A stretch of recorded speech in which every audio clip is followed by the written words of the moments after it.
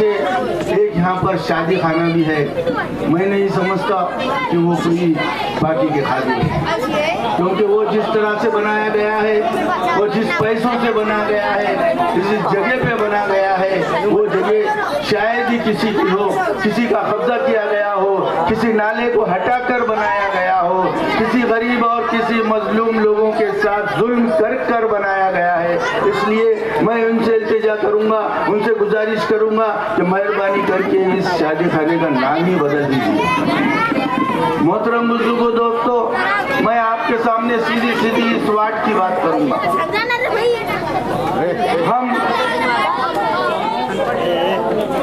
ہم وقت بدل دیں گے، جذبات بدل دیں گے. ہم وقت بدل دیں گے، جذبات بدل دیں گے. جو بات دل کو بری لگے انشاءاللہ وہ بات بدل دیں گے.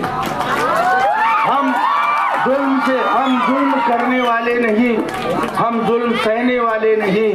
اللہ نے چاہا تو ان ظالموں کو بدل کر رکھ دیں گے. محترم بزرگوں، دوستو، میں جانتا ہوں یہاں پر روڈ کے مسائل، نالی کے مسائل، پانی کے مسائل، یہاں پر یہ جو مندر قائم کیا گیا ہے یہ بھی انہی کی بدولت ہے. آپ بھی جانتے ہیں اور میں بھی جانتا ہوں. جب یہ مندر یہاں پر بنایا گیا میں نے ان سے ریکویسٹ کی کہ دیکھیے صاحب، یہ مندر یہاں پر نہیں بننا چاہیے کیونکہ یہاں پر صرف مسلم آبادی ہے. یہاں پر اگر یہ مندر بنے گا تو ان سے صرف ہم کو تکلیف ہوگی. لیکن انہوں نے چند اپنے ٹکے کے لیے، چند اپنا کمیشن کے لیے انہوں نے یہاں پر مندر کی اجازت دی. جب یہ لوگ مہاپور تھے، جب یہاں پر ناریل پھوڑا گیا، انہوں یہاں موجود تھے. جب یہاں پر پوجا کی گئی انہوں یہاں پر موجود تھے اس جگہ پر. محترم بزرگ دوستو، یہ پاکیزہ نگر ہے. تھوڑا آگے چلیے، وہاں کے لوگوں سے جا کر پوچھئے. یہاں پر نالے پر 35 سال سے ایک ایسی آبادی تھی جہاں پر 35 سال سے رستہ ہی نہیں تھا. وہاں کے لوگ ایک قریشی برادری کے پلاٹ میں سے جاتے تھے، کوئی اپنے بھائی کے گھروں میں سے جاتے تھے. جب مجھے بتایا گیا کہ رشید بھائی آپ چن کے آ گئے ہیں، مہربانی کر کے ہمارا یہ مسئلہ حل کیجیے. میں نے ان کو الیکشن میں ہی وعدہ کیا تھا انشاءاللہ چن کے آنے کے بعد میرا یہ پہلا کام رہے گا، میں آپ کو یہ رستہ تعمیر کر کے دوں گا. لیکن جب میں نے وہ رستے کے لیے کوشش کی، ایک فائل بنائی، فائل ہی غائب ہو گئی. دوسری فائل بنائی، اسے روک دیا گیا. جب میرے سمجھ میں آ گیا کس کے پیچھے کس حرامی لوگوں کا ہاتھ ہے تو میں نے وہ کام کو اپنے طریقے سے پھر مکمل کیا. جب میں نے وہ کام سوچا نیتی میں ڈال کر وہاں کی روڈ بنائی، میں نے وہاں کا ہی مستری لگایا، وہاں کے ہی لیبر لگایا. میں نے ان سے کہا آپ اسٹیل کی فکر مت کیجیے، آپ سیمنٹ کی فکر مت کیجیے، آپ ریتی گٹی کی فکر مت کیجیے. آپ ایسا کام کیجیے کہ یہ کم سے کم یہ روڈ 50 سال تک قائم رہے. آپ پوچھئے ان لوگوں جا کر، میں اسٹیج پر ہوں اور قسم خدا کہ میں ایک شبد بھی اپنی زبان سے غلط نہیں نکالوں گا. وہاں پر جب وہ روڈ بنایا گیا وہاں کے لوگوں نے مجھے بہت دعا دی. میرا ایک گلپوشی کا پروگرام رکھا انہوں نے کہا کہ ہم گلپوشی کا پروگرام رشید بھائی آپ کا رکھتے ہیں. میں نے کہا بہت شوق سے رکھیے، خوشی سے رکھیے، میں انشاءاللہ آنے کو تیار ہوں. لیکن اس کے بعد اس کے ساتھ انہوں نے کہا کہ ہم تمہارے ساتھیوں کو بھی بلائیں گے. میں نے کہا نہیں، آپ گلپوشی کا پروگرام رد کر دیجیے. جب 35 سال کے عرصے میں نے کام کیا تو آپ ان کو کیوں گلپوشی کریں، آپ ان کو کیوں بھول کے ڈال رہے ہیں؟ تو وہ لوگوں نے کہا ہم ڈرتے ہیں ان سے. ارے بولا ڈری نہیں کب تک، جب سے روڈ میں نے بنایا. پھر انہوں نے ایک ڈیمانڈ کیا، رشید بھائی یہاں پانی کی بہت تکلیف ہے، آپ پانی کے لیے کچھ کیجیے. میں نے وہاں پر پائپ لا کر ڈال دیے. میں نے ان سے کہا تم کو کوئی فائل بنانے کی ضرورت نہیں، کیونکہ ایک فائل کے لیے 8,000 روپے خرچہ آتا ہے. غریب لوگ ہیں، جب نالے کے سامنے بستے ہیں تو 8,000 کیسا خرچہ کریں گے. میں نے ان سے کہا اگر خدا گواہ ہے آپ لوگ یہاں موجود ہیں تو آپ کو شہادت دینی ہوگی، آپ کو گواہ دینا ہوگا اور آپ کو ہمارے چاروں کے حق میں اور بھی کرنا ہوگا اگر میں یہ بات صحیح کہہ رہا ہوں تو. محترم دوستو، جب میں نے وہاں پہ پائپ لائن لائی، پائپ لائن وہاں پر ڈال دیا گیا اور جب ہم کو پائپ لائن چالو کرنی تھی، کنیکشن کرنا تھا، یہی وہ لوگوں نے جا کر ارے یہ کیسے نگر سے ہو گئے، خود تو کام کرتے نہیں اور دوسروں کو بھی کرنے نہیں دیتے. انہوں نے جا کر مہانگر پالیکا میں کمپلین کی کہ یہ پائپ لائن نہیں ڈالنا چاہیے، ان کو کنیکشن نہیں ملنا چاہیے. یہ لوگ گواہ ہیں، جب وہاں پر پائپ آئے تھے وہ پائپ اٹھا کر لے کے جانا پڑا. محترم دوستو، مہربانی کر کے آپ یہ جو ہے نا یہ باپ بیٹوں کو بدل دیجیے. میں خدا کے لیے آپ کو خدا کا واسطہ دیتا ہوں کہ آپ یہ ظالم لوگوں سے نجات دلائیں. दिला दिए, आप भी और मुझे भी।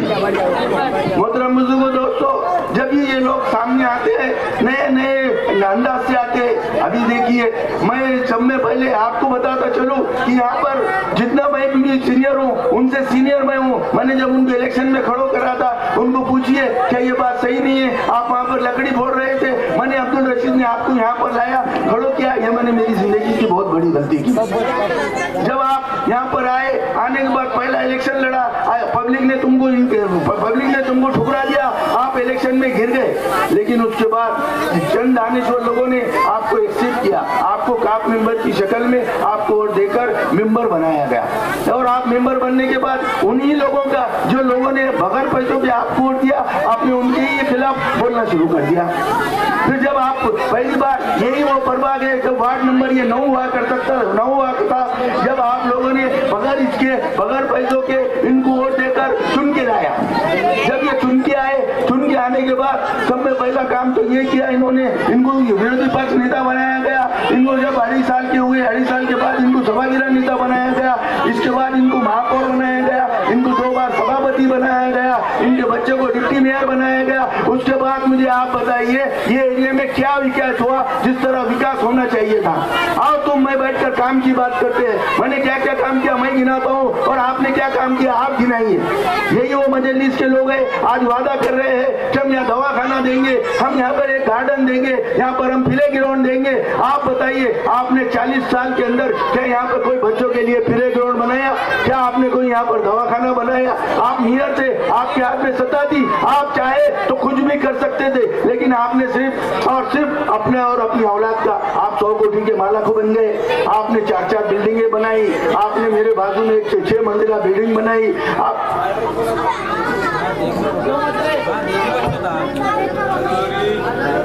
मैंने खल्क की बुनियाद पर था, उसी बुनियाद पर मैं इस जमात का साथी बना।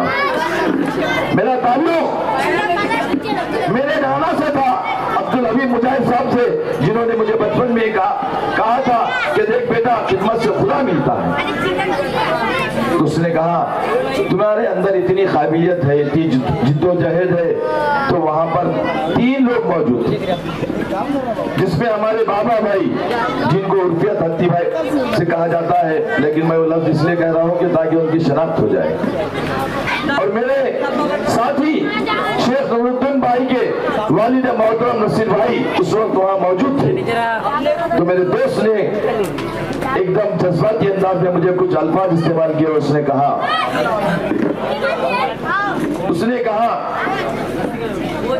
कि बेवकूफ बातें मत करो, इतनी सलाहियत है तो मैदान में आओ, डरते होंगे तो घर में जाके बैठो। मैंने कहा मैं वो मौलिम नहीं हूँ कि कान को पट्टी लगाकर सीधा घर तक चले जाऊं या मदरसे को जाऊं, मदरसे से वापस आऊं। मुझे मेरे माँ बाप ने किसी से डरना और घबराना नहीं सिखाया।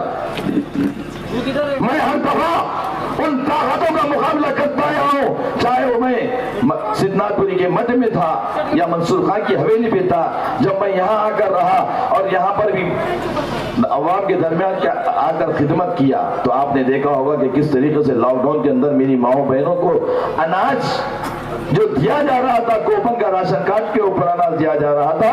तो जहाँ 15-15 किलो अनाज मुहैया किया जा रहा था, मैंने वहाँ खड़े रहकर 20-20, 25-25, 30-30 किलो अनाज दिलाने का काम किया। अगर हम डरने और घबराने वाले होते तो सफर किराना के वहां दुकान पर जाकर उस नौजवान साथी से पूछो, जब उसकी दुकान का शटर लगा दिया गया, पूरे पुलिस वाले वहां मौजूद थे और उसको कैद कर दिया गया था। इस तरह के डर और खौफ के माहौल में था कि कहीं उसके बदन से उसका दम ना निकल जाए। उसका बाप रोता बिलखता हुआ मेरे साथ में आया। यहाँ के किसी कारपोरेटर के भाई भी उसके साथ में थे। उन्होंने कहा कि डीवाईएसपी साहब से बात करने की हमारे पास यहाँ किसी भी कारपोरेटर में काबिलियत भी नहीं है। फौरन मैं उसके वालिद मोहतरम के साथ में जाकर सैयद मोइन साहब से डीवाईएसपी साहब की बात किया और बात करवाया, और वहां से बड़ी मुश्किल से आधा या 1 घंटे का अरसा लगा और वहां से उस बच्चे को बाहर निकाल कर उसे पहले पानी वगैरह पिलाया गया ताकि उसे एकदम हो जाए। क्योंकि उस खौफ के माहौल में कभी उन्होंने इतना दहशत का माहौल नहीं देखे थे कि 6-6, 7-7 गाड़ियां उसके दुकान के सामने लगी हुई थी। پھر آپ کو یاد ہوگا کہ کس طریقے سے نہ کہ خدوہ نگر چورستے پہ جو معاملہ ہوا تھا اس کے بعد 2 یا 3 دن پولیس کی بربریت ہو رہی، غیر جانبدارانہ طور پہ میرے معصوم نونہالوں کو، نوجوانوں کو، بزرگوں کو پولیس کی جانب سے زد و کوب کیا جا رہا۔ جب میں 11:30 کے قریب ہو سکتا ہے یا 11:15 کے قریب جب میں گاؤں سے واپس آیا تو میں نے دیکھا کہ میری ایک بہن جا رہی ہے، اس کے سامنے اس کے شوہر جا رہے ہیں جس کو سوئی لگی ہوئی۔ یقیناً وہ اطمینان بخش نہیں ہے، کیونکہ 2014 سے جیسے ہی بی جے پی اقتدار میں آئی، اور بی جے پی اقتدار میں کیوں آئی، 70 سالوں سے مسلمانوں نے لگاتار اس نام نہاد سیکولر جماعت کانگریس اور راشٹروادی کانگریس کو ووٹ دیا۔ مسلمانوں نے کبھی یہ سوچ کر کانگریس کو ووٹ دیا کہ اس پرفتن دور میں ہم کو ایک باوقار زندگی گزارنا ہے؟ مسلمانوں نے کانگریس کو یہ سوچ کر ووٹ دیا تھا کہ بی جے پی کو روکنا ہے۔ مسلمانوں نے کانگریس کا ساتھ اس لیے دیا تھا کہ شیو سینا کو روکنا ہے، لیکن ان کی بدعنوانی اور نااہلی کی وجہ سے بی جے پی جیسی زہریلی جماعت اقتدار میں آ گئی۔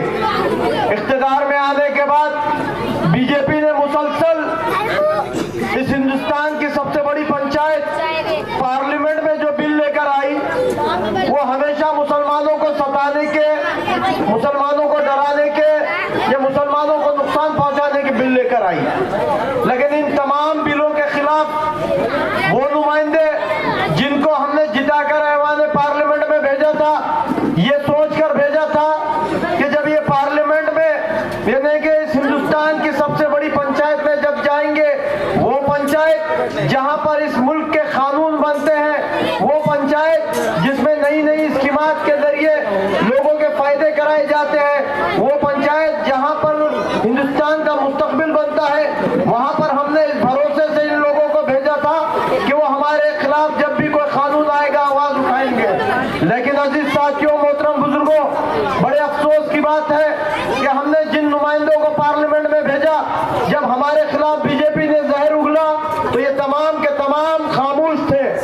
آپ کی اور میری ان سر کی آنکھوں نے دیکھا، ہاں وہ سوشل میڈیا کے ذریعے یا ٹی وی کے ذریعے یا میڈیا کے ذریعے ہم لوگوں نے دیکھا کہ ان قوانین کے خلاف یا بی جے پی کی حکومت عملی کے خلاف اگر کوئی شیش پلائی ہوئی دیوار کی طرح اس کی مخالفت کیا، اپنی صدائے احتجاج کو بلند کیا، تو اس صدائے احتجاج کو یہ ہندوستان نقیب ملت بیرسٹر اسد الدین اویسی صاحب کے نام سے جانتا ہے۔ عزیز ساتھیوں، وہ تنہا مرد مجاہد ہے جو مسلمانوں کے لیے رات دن اس پورے ہندوستان میں مسلمانوں کی لڑائی لڑ رہے ہیں، مسلمانوں کی آواز بنے ہوئے ہیں،